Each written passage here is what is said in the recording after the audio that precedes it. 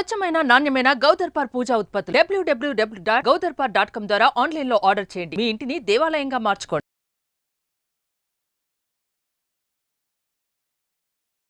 నమస్తే, welcome to Suman TV. నేను మీ యామ్ని. ప్రస్తుతం మనతో ఉన్నారు ప్రముఖ ఆధ్యాత్మికవేత్త, ప్రముఖ జ్యోతిష వాస్తు పండితులు డాక్టర్ గుండపుడి శివసుధీర్ శర్మ గారు ఉన్నారు.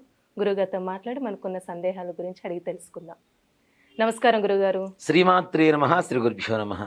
గురుగారు, ఇప్పుడు శ్రావణ మాసంలో అసలు శ్రావణ సోమవారాలకున్న ప్రత్యేకత ఏంటండి? అసలు ఇందాక మనం కొన్ని వీడియోలో చెప్పుకున్నామమ్మా, శ్రావణ మాసం ఉత్తర భారతదేశీయులకి కార్తీక మాసం అంత పవిత్రమైనది. మనం కాశీకి వెళ్తే కార్తీక మాసంలో ఇతర రాష్ట్రాల నుంచి వచ్చేటువంటి భక్తులు ఉంటారు, కానీ శ్రావణ మాసంలో అక్కడ ఉత్తర భారతదేశీయులు ఎక్కువగా ఉంటారు. కాశీలో విపరీతమైనటువంటి జనం, బాగా రద్దీగా ఉంటారు భక్తులు. దేనికంటే శ్రావణ మాసం వాళ్ళ ఉత్తర భారతదేశ కాలమానం ప్రకారం కార్తీక మాసంతో సమానం. కార్తీక మాసం అంటే కంటే కూడా ఇంకా పవిత్రమైనది. ఎందుకు అంటే మనం చంద్రుని ప్రధానంగా చేసుకునేటువంటిదే మనం ఈ శ్రావణ మాసం అని చెప్పి చెబుతూ ఉన్నాం. అలాంటిది చంద్రశేఖరుడు కదా ఆయన, ఈశ్వరుడు. చంద్రుడిని నిలవంకని అలంకారంగా ధరించినటువంటి వాడు చంద్రశేఖరుడు. కాబట్టి ఈ శ్రావణ మాసం కూడా ఈశ్వర ప్రీతిగా చెప్పుకోవచ్చు. ఈశ్వర ప్రీతి, విష్ణుమూర్తికి ప్రీతి, లక్ష్మీదేవికి ప్రీతి, ఈ గౌరీదేవి అమ్మవారికి, అందరికి, ప్రతి ఒక్కరికి. గరుత్మంతుడు, ఇప్పుడు మనం చెప్పుకున్న గరుడ పంచమి, నాగుల పంచమి, ఇన్ని విధాల, కృష్ణాష్టమి, కృష్ణుడు, ఎన్ని రకాల పండుగలు ఉన్నాయో చూడండి. శ్రావణ మాసం అంటేనే నిత్య పండుగ. ప్రతి ఇంటి ముందు చక్కగా మామిడి తోరణాలు, పూలదండలు, చక్కగా అగరబత్తీలు, వాసనలు, సువాసనలు, దీపారాధనలు, పసుపు కుంకాలు, ముత్తైదువులు చక్కగా కాళ్ళ నిండా పసుపు పూసుకొని, మంచిగా బొట్టు పెట్టుకొని, చేతి నిండా గాజులు వేసుకొని, చేతికి గోరింటాకు పెట్టుకొని, చక్కగా మంచి వస్త్రధారణ చేసుకొని గుళ్ళకి తిరగటం, పేరంటాళ్ళు, ఇదంతా కూడా శ్రావణ మాసంలో ఒక సందడి. దాంతోపాటు పెళ్లిళ్ళ సీజన్. శ్రావణ మాసం అంటేనే పెళ్లి కదా. ఈ ఇంత ఆనందదాయకమైనటువంటి సంతోషకరమైనటువంటి మాసం శ్రావణ మాసంగా చెప్పుకోవచ్చు. అందుకని వాళ్ళ కాలమానం ప్రకారం కూడా తీసుకుంటే శ్రావణ మాసం ఈశ్వరుడికి చాలా ప్రీతికరమైనటువంటి మాసం. ఈ శ్రావణ సోమవారం ఏంటి అసలు అంటే, మనం కార్తీక సోమవారం ఎలా చేస్తామో శ్రావణ మాసంలో సోమవారం. ఇక్కడ చూడండి, ఎవరికైతే మానసికమైనటువంటి రుగ్మతలు, మానసికమైనటువంటి బాధలు ఉంటాయో అవన్నీ కూడా తీర్చేటువంటి మాసమే ఈ శ్రావణ మాసం. దేనికంటే పౌర్ణమి అంటే శ్రావణ మాసానికి అధిపతి చంద్రుడు, సోమవారానికి అధిపతి చంద్రుడు. ఎవరికైతే మానసికమైనటువంటి ఆందోళన ఉంటుందో అవన్నీ కూడా సమసిపోతాయి ఈ యొక్క శ్రావణ సోమవారాలు పూజ చేసుకుంటే ఈశ్వరుడు. అంతకుముందు కూడా చెప్పుకున్నాం, ఈశ్వరుడు ఐశ్వర్యకారకుడు. ఐశ్వర్యాన్ని మనకు ఎవరిస్తారంటే ఈశ్వరుడే. మన లక్ష్మీదేవి అనుకుంటాను, కానీ ఈశ్వరుడే ఇస్తాడు. ఈశ్వరుడు ఇచ్చేటువంటి అనుగ్రహంతో కలిగేంత ఐశ్వర్యం ప్రపంచంలో మరే శక్తి కూడా ఇవ్వలేదు. అంతటి ఐశ్వర్యప్రదాయకుడు ఆయన. మనం విభూతి పెట్టుకుంటాం. ఇప్పుడంటే చాలామంది విభూతి పెట్టుకోవడం ఏదో ఫ్యాషన్గా అట్లా పెట్టుకుంటున్నారు, కానీ చక్కగా విభూతి 3 నామాలు, రేఖలు, విభూతి రేఖలు, విష్ణుమూర్తి నామాలు, అది విభూతి రేఖలు చక్కగా ఇక్కడ ఈ చేతికి, ముంజేతికి, మొత్తం వెనక వీపుకి, మెడకి, చక్క హృదయానికి, ఉదరానికి. ఇంత ఏమవుతుంది అంటే దీంట్లో చూడండి, విభూది వేడిని ఎక్కువ పెంచుతూ ఉంటుంది. అంటే ఎంతవరకు కావాలో అంతవరకే, మరలా అతి వేడిని ఇవ్వదు అది. విభూది కూడా ఎంతవరకు వేడి ఇస్తూ శరీరాన్ని సంరక్షించాలో అంత వేడిని మాత్రమే ఇచ్చేటువంటిది. ఆరోగ్యమే మహాభాగ్యం. అసలు ఫస్ట్ ఐశ్వర్యం అదే సరిపోతుంది కదా. మనం శివుడికి దేంతో పూజ చేస్తాం? ఎక్కువగా భస్మంతో చేస్తుంటాం, ఇంకా మారేడు దళాలతో చేస్తాం. మారేడు ఫలాన్ని శ్రీఫలం అంటారు మనం సంస్కృతంలో. శ్రీ అంటే ఎవరు? లక్ష్మీదేవి కదా. మరి లక్ష్మీదేవికి ప్రీతికరమైనటువంటి నివాసయోగ్యమైనటువంటిదే మారేడు దళం ఈశ్వరుడికి పూజ చేస్తున్నాం. అంటే ఇక్కడ ఐశ్వర్యకారకుడు ఎవరు? ఈశ్వరుడే కదా. అందుకని విభూతి కూడా చూడండి, మనం మారేడు పండు ఉంటుంది కదా, మారేడు పండు లోపల మొత్తం పైన చిన్న హోల్ పెట్టి లోపల గుజ్జు మొత్తం బయటికి తీసేసి దాన్ని ఎండబెడతారు. ఎండబెట్టేసిన తర్వాత మొత్తం లోపల ఉన్నది మొత్తం డొల్ల ఖాళీ అయిపోతుంది. దాంట్లో విభూతి పోస్తారు. ఆవు పేడల్ని పిడకలుగా తయారు చేసి చక్కగా ముద్దలాగా కాల్చి దాన్ని పొడి చేసి, ఆ పొడిని ఆ మారేడు కాయలో పోసేసుకొని దాని మీద ఒక బిరడా పెట్టుకొని రోజు అది తీసి చక్కగా విభూతి పూసుకొని బొట్టు పెట్టుకుంటూ ఉంటారు. ఆటోమేటిక్గా ఎవరికైనా ఐశ్వర్యం వచ్చి తీరాల్సిందే. ఫలమే శ్రీఫలం. అవును. పోస్తున్నదే భస్మం.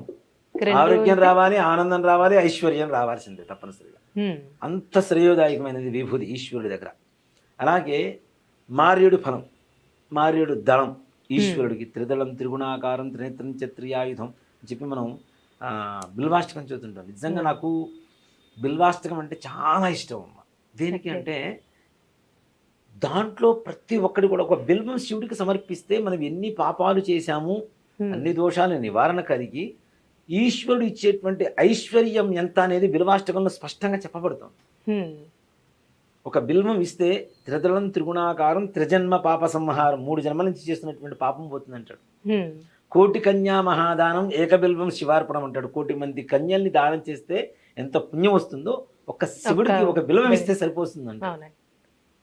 దంతికోటి సహస్రేషు అంటే ఎన్ని దంతాలు మన దీంట్లో ఉన్నాయో అన్ని అంటే 32 కోట్ల మందికి అన్నదానం చేస్తే ఎంత ఫలితం వస్తుందో ఒక బిల్వం శివుడికి ఇస్తే వస్తుంది అంటాడు బిల్వాష్టకంలో.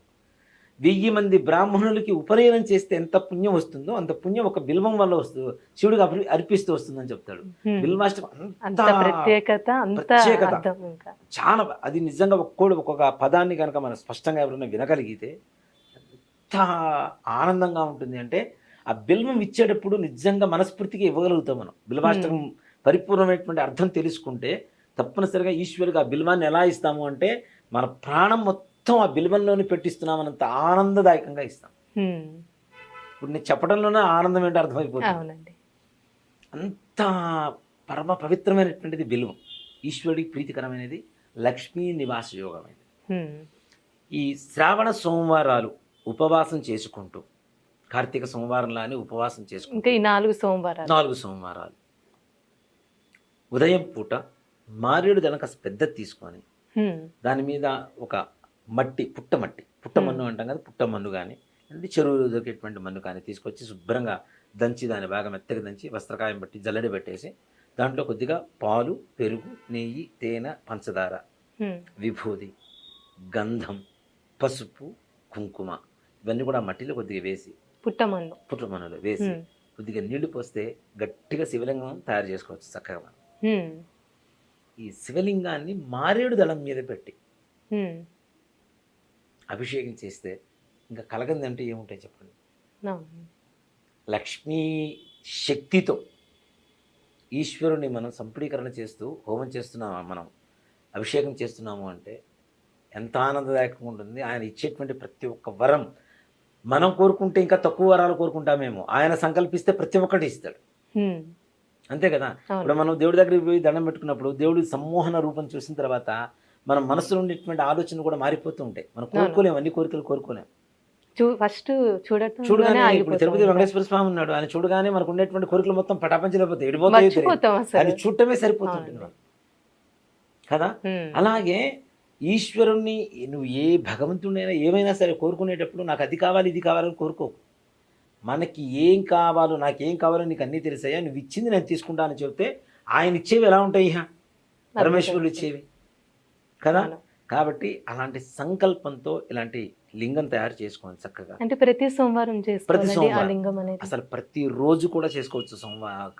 శ్రావణ మాసం అలాంటిది ప్రతి సోమవారం అయినా సరే, ఈ 4 సోమవారాలైనా సరే మారేడు దళం తెచ్చుకోవడం, పుట్టమన్ను తెచ్చుకోవడం, ఇందాక చెప్పిన పంచామృతాలు, పసుపు, కుంకుమ, గంధం, విభూతి వేసి కొద్దిగా నెయ్యి పాలు ఎక్కువగా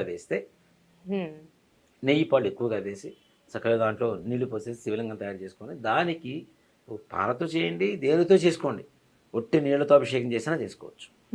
తర్వాత మరి ఆ లింగం అంతా ఏం చేయాలండి? ఈ మారేడు దళాన్ని లింగాన్ని తీసుకుని వెళ్ళి తులసి కోటలో పెట్టుకోవచ్చు. అక్కడ ఉండేది కూడా పుట్టమన్ను, ఇట్లాంటి చెరువు మన్ను ఇట్లాంటివే కదా మనకి, వృద్ధి కలగడానికే కదా. కాబట్టి తీసుకెళ్ళి అక్కడ పెట్టుకోవచ్చు చక్కగా.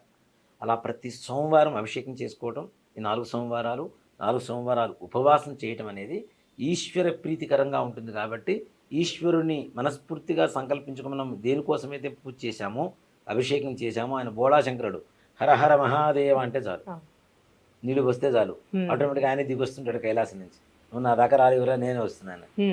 కాబట్టి అలాంటి బోళాశంకరుడికి ఇలా అభిషేకం చేసుకొని చక్కగా అవకాశం ఉంటే రుద్రంతో అభిషేకం చేసుకోండి, లేదు ఓం నమ శివాయ అనేటువంటి మంత్రంతో చేసుకోండి, లేదు ఇంకా మంత్రాలు కొద్దిగా వచ్చు, త్రయంబకం యజామహే సుగంధిం పుష్ట్యవర్ధనం ఉర్వారుకమివ బంధనాన్ మృత్యోర్ముక్షీయమామృత ఆతు అనేటువంటి మంత్రంతో అభిషేకం చేసుకోండి. లేదు నమస్తే అస్తు భగవన్ విశ్వేశ్వరాయ మహాదేవాయ త్రయంబకాయ త్రిపురాంతకాయ త్రిగాగ్నికాలాయ కాలాగ్ని రుద్రాజ నీలకంఠాయ మృత్యుంజయాయ సర్వేశ్వరాయ సదాశివాయ శ్రీమన్మహాదేవాయ నమః అనేటువంటి మంత్రంతో అభిషేకం చేసుకోండి. ఇవేవి రాదు అంటే ఓం నమః శివాయ అనేటువంటి పంచాక్షర అభిషేకం చేసుకొని ఒక మారేడు దళాన్ని సమర్పిస్తే సకలైశ్వర్య ప్రాప్తి కలుగుతుంది, అన్ని రకాల కోరికలు సిద్ధిస్తాయి. చాలా చక్కగా తెలియజేశారండి, మాకు ధన్యవాదాలు. శ్రీమాత్రే నమః, శ్రీ గురుభ్యో నమః. సుమన్ టీవీలో మీ పర్సనల్ అండ్ బిజినెస్ ప్రమోషన్స్ కోసం కింది నెంబర్కి కాంటాక్ట్ చేయండి.